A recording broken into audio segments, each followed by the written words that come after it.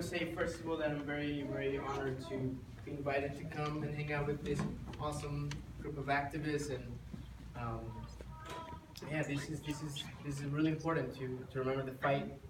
I often forget, these amazing people that have come before us and have, that inspired you, I'm sure, in your own fight. And Cesar Chavez was one of them for me. Growing up in Austin, Texas, he was like a very important guy, also because he was an important street. That's where a lot of the Latin community lived. So, and today when I was listening, I was going over it again. I was like, you know what, I should listen to the recording, and I heard a recording of this, and it was really, really awesome to hear the voice.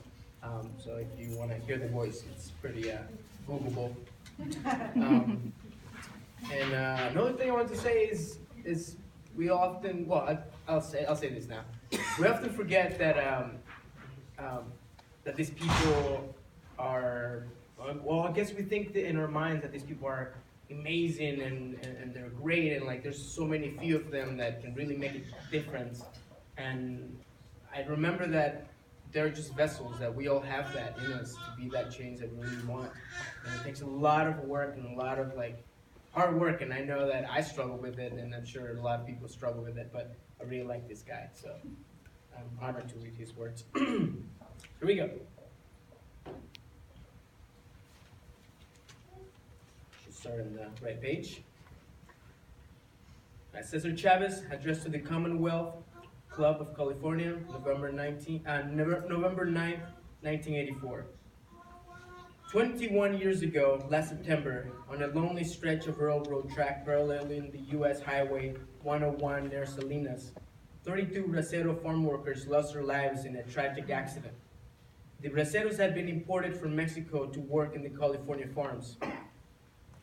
They died when their bus, which was converted from a flatbed truck, drove in front of a freight train. Conversion of the bus had not been approved by the government agency. The conversion. The driver had a tunnel vision. Most of the bodies lay unidentified for days. No one, including the grower who employed the workers, ever knew their names. Today, thousands of farm workers live under savage conditions, beneath trees, amid garbage and human excrement. There are tomato fields in San Diego County, tomato fields in which use modern farm technology. Vicious rats nag on them as they sleep. They walk miles to buy food at inflated prices and carry in water from irrigation pumps. Child labor is still common in many farm areas.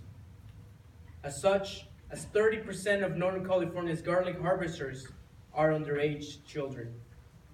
Kids as young as 6 years old have voted in state-conducted union elections because they qualified as workers.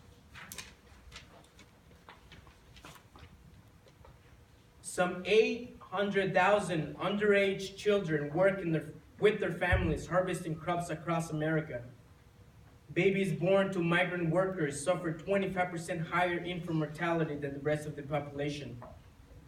Malnutrition among migrant workers' children is 10 times higher than the national rate. Farm workers' average life expectancy is 49 years, compared to the 73 years of an average American. All my life I've been driven by one dream, one goal, one vision: to overthrow the farm labor system in this nation, which treats farm workers as they are not important human beings. Farm workers are not agricultural implements. They are not beasts of burden to be used and discarded. That was a dream was born in my youth. It was nurtured in my early days of organizing, and it had flourished.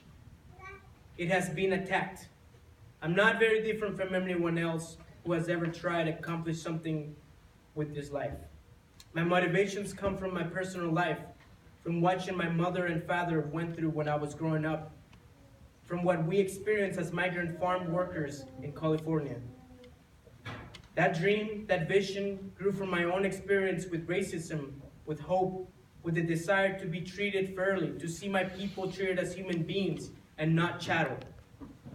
It grew from anger and rage, emotions I felt 40 years ago when people of my color were denied the right to see a movie or eat at a restaurant in many parts of California. It grew from the frustration of humiliation that I felt as a boy who couldn't understand the growers could abuse and exploit farm workers when there were so many of us and so few of them. Later in the 50s, as I experienced a different kind of exploitation. In San Jose, Los Angeles, in other urban communities, we the Mexican American people were dominated by a majority that was Anglo.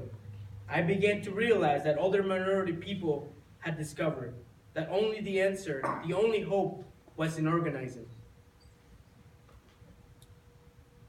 Most of us have become citizens. We have registered to vote. And people like me had developed the skills it would take to organize, to educate, to empower the Chicano people. I spent many years before we founded the union learning how to work with people. We experienced some success in voter registrations, in politics, and battling racial discriminations.